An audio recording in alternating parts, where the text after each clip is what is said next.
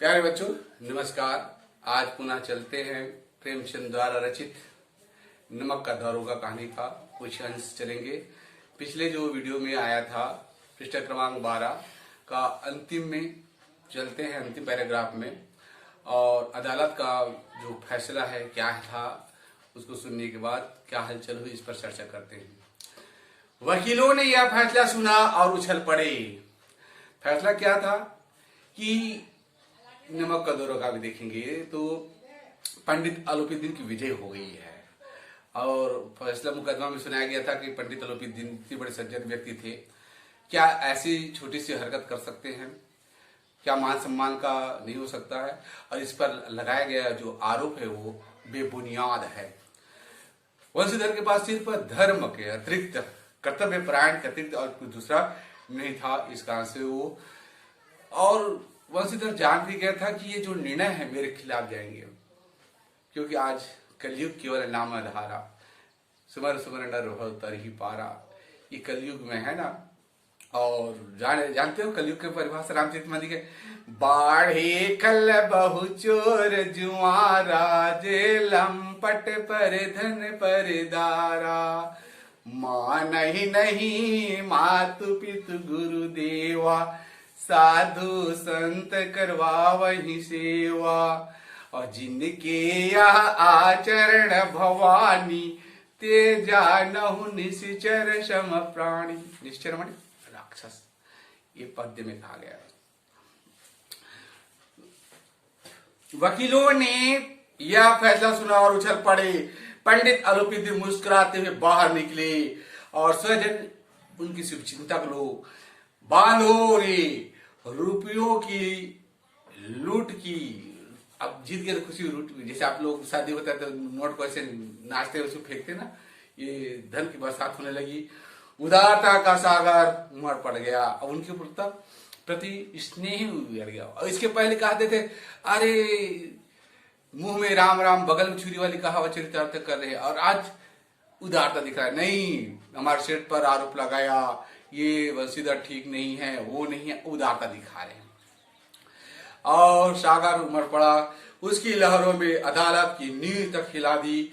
जब वंशीधर बाहर निकले तो चारों ओर से उनके ऊपर व्यंग्यवाण की वर्षा होनी। व्यंग ना, ये व्यंग्यवाण है बेटा, है ना, कहना किसी और दूसरों को संकेत देना व्यंग्यवाण होता, खतरनाक होता है। और चपरासियों ने झुक झुक कर सलाम के, जो चपरासी है पंडित आलोपीदीन को नमस्कार करते, प्रणाम करते हैं। किंतु इस समय एक एक वाक्य, एक एक संकेत उनकी गर्वाग्नि को प्रज्वलित करा हो। तो गर्व था और गर्वाग्नि दीपक को प्रज्वलित कर रहा था। कदाचित इस मुकदमे में सफल होकर वह इस तरह अकड़ते हुए न चलते। सफल हो गया, मेरे पक्ष में आरोप लगाए, अकड़ते हुए न चलते। आज उन्हें संसार का एक खेदजनक विचित्र अनुभव हुआ है, आश्चर्यजनक अनुभव हुआ है कि वास्तव में हुआ क्या है। खेदजनक विचित्र अनुभव हुआ। न्याय और विद्वता, न्याय क्या है, विद्वता क्या है, और सभी जानते हैं, वकील जानता है कि कौन सा सही है कौन सा गलत है। और एक पिक्चर में आपने शायद देखा, क्या अपराजिता ऐसा कुछ है, उसमें दिया हुआ गया था ना। वकील जानते हैं न्याय क्या है, अन्याय क्या है, कौन अच्छा कर्म किया कौन सा बुरा कर्म है।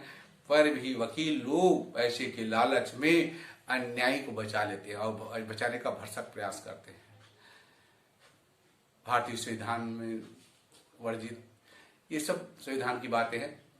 तो न्याय और विद्वता, लंबी चौड़ी उपाधियां, बड़े डिग्रियां धारी किए हैं, बड़ी बड़ी दाढ़ियां और ढीले चोंगे एक भी सच्चे आदर के पात्र नहीं है। ये आदर के पात्र नहीं है।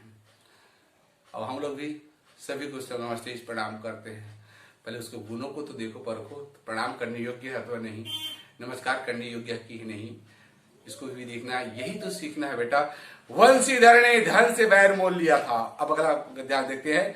वंशीधर ने धन से बैर लिया, मोल लिया था, धन से बैर मोल लिया है। अब बताओ, ईमानदार है, उसको 40,000 मिल रहा था, तो आज वो पंडित आलोपीदीन को हिरासत में नहीं ले जा सकता। तो वही कह रहा है, वंशीधर ने धन से बैर मोल लिया था, उसका मूल्य चुकाना अनिवार्य था। कठिनता से 1 सप्ताह बीता हो गया, बड़ी मुश्किल से 1 सप्ताह बीत गया। मुत्तली का परवाना पहुंचा, कार्य परायणता का दंड मिला है। ये कर्तव्य परायण है बेटा, मैं शब्द हमेशा कहता हूं, धर्म धर्म होता है, सत्य सत्य होता है। ये आपको लगता है कि हार गए, हराए गए, अधर्म धर्म को परेशान कर सकता है, असत्य सत्य को परेशान कर सकता है, किंतु जिंदगी में कभी भी पराजित नहीं कर सकता है बेटा, परेशान जरूर कर सकता है। सत्य में जयते नानृतम, सत्य की विजय होती है सत्य की, नहीं एक नहीं दिन इसका प्रमाण मिलेगा। कार्यपरायणता का दंड मिला। बेचारे भग्न हृदय, भग्न माने टूटी हुई, उसके हृदय फट गया है। जो भरा नहीं है भावों से, जिसमें बहती रसधार नहीं, वह हृदय नहीं है, पत्थर है जिसमें स्वदेश का प्यार नहीं है। हमारा भी धर्म है, आज हम पढ़ा रहे हैं आपको, शिक्षा का धर्म है और अच्छी अच्छी बातें को बताना है, जिसमें मुझमें जो भी ज्ञान है बेटा वो आप ही लोगों के लिए है, बच्चों के लिए संजो कर रखे हुए हैं, है ना। इसको है बिखेर देती वसुंधरा मोती शबके सोने पर, रवि बटोर लेता है उनको सदा सवेरी होने पर। हम बांटते नहीं, बिखेर देते हैं। जितना है आप इकट्ठा कर लो, ये भाव को लेकर चलते हैं और चलते हैं, आगे चलते हैं। तो बेचारे भग्न हृदय, सो हृदय टूट गया है कि जमाना देखो कैसा है, मैंने कौन सा गुनाह किया है, मैं तो सत्य पर था, लोग ने लालच में आकर के मुझे ही बदनाम कर दिया। पंडित अलौकिदीन को सच्चा इंसान मानने लगे। ये हृदय फट गया है, हृदय का बांध टूट गया है बेटा। धीरज धर्म मित्र नारी, ये परीक्षा होती है। धीरज धर्म मित्र नारी, आपद काल परखिए चारी। असली परीक्षा तभी होती है जो मुश्किलों में, पर विकट परिस्थितियों में आपको सामना करना पड़ेगा। सो खेद खेद खेद से व्यथित घर में चले गए बूढ़े वंशीधर, यानी वंशीधर के पिताजी बूढ़े वंशीधर जी। तो पहले ही कुड़बुड़ा रहे थे, गाली गलौज कर रहे थे, कुड़बुड़ करते चलते चलते इस लड़के को समझाया था, लेकिन इसने एक न सुनी। मैंने बहुत बार समझाया था, है ना, क्या कहा था।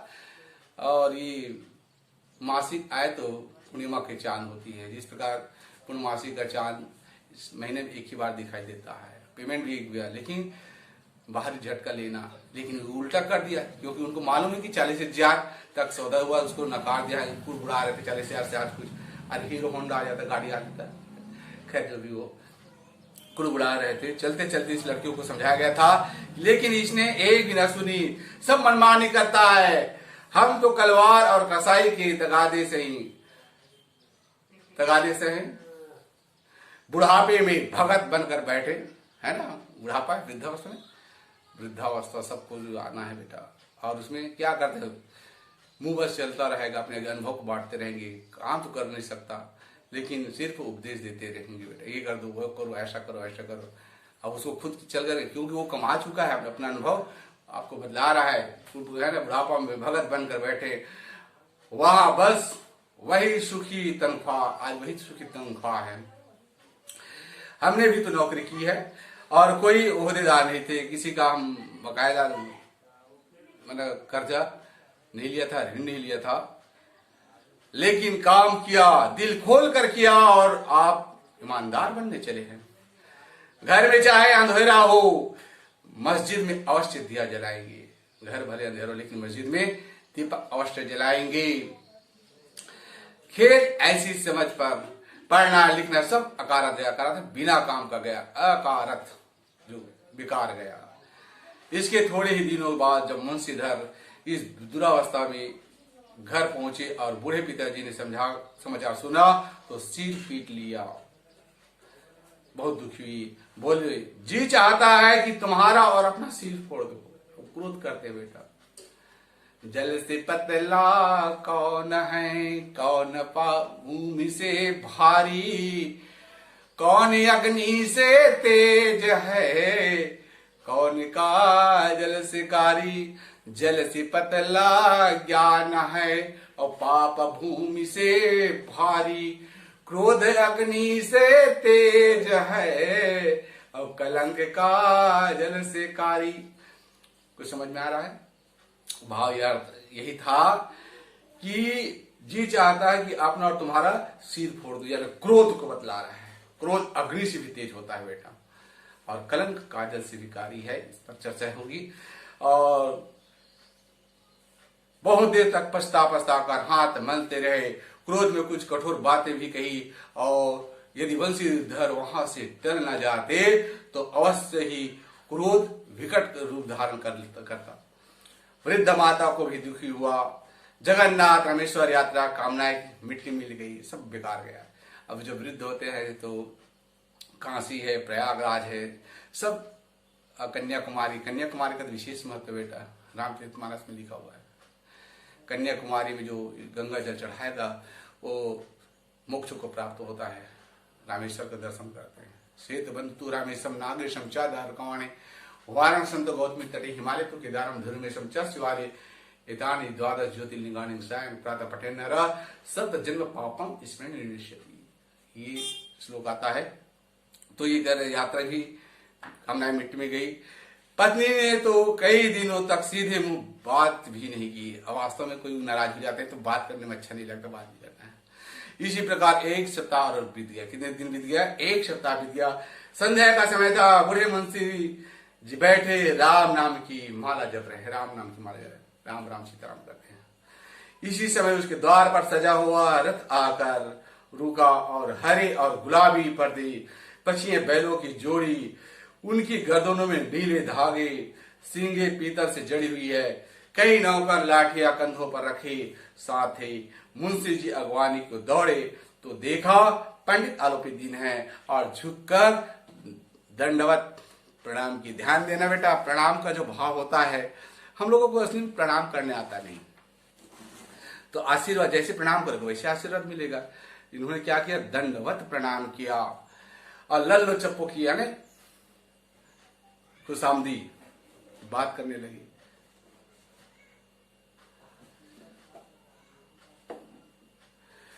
बातें करने लगे।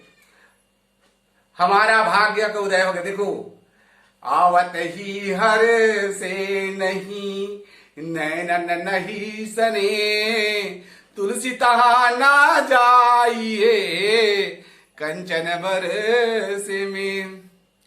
आओ, कोई आपके घर में आ जाता है तो आप प्रसन्न मुद्रा से जाइए, स्वागत करिए, आइए आइए, अरे बहुत दिनों के बाद दर्शन किए, बहुत दिनों के बाद दर्शन दिए, ये भाव होना चाहिए। प्रणाम करते हैं, प्रणाम करना सीखो बेटा। ये नमस्ते गुड मॉर्निंग अंकल अंकल कहते हो, अच्छी बात नहीं। प्रणाम करो, चरण स्पर्श करो। और जिस दिन किसी सज्जन ने आपके सिर पर हाथ रख दिया तो आपका तो कल्याण हो जाएगा। ये प्रणाम भाव होता है। और दौड़कर ये एक तो पंडित आलोपीदीन महाराज थे और बूढ़े मुंशीधर जी गए, उसका दंडवत प्रणाम किए। दंडवत मतलब डंडे के समान गिर पड़े और उठा ले। लल्ले चौपे की बातें करें। आज हमारा भाग्य उदय हुआ जो आपका चरण इस द्वार पर आए। आप हमारे पूज्य देवता है, आपको कौन सा मुंह दिखाएं? मुंह में तो कालिख लगी हुई है, किंतु क्या करें, लड़का अभागा कपूत है।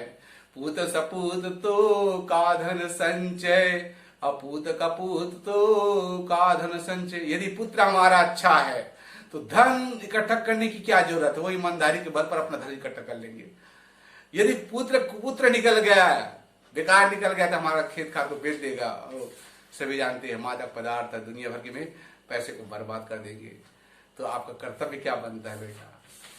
साईं इतना दीजिए जा मैं कुटुंब समाय, मैं भी भूखा ना रहूं साधु भूखा ना जाए। हमारा लड़का कपूत निकल गया, आपको बेइज्जती कर दिया, जेल हवाला कर दिया, वो कर दिया।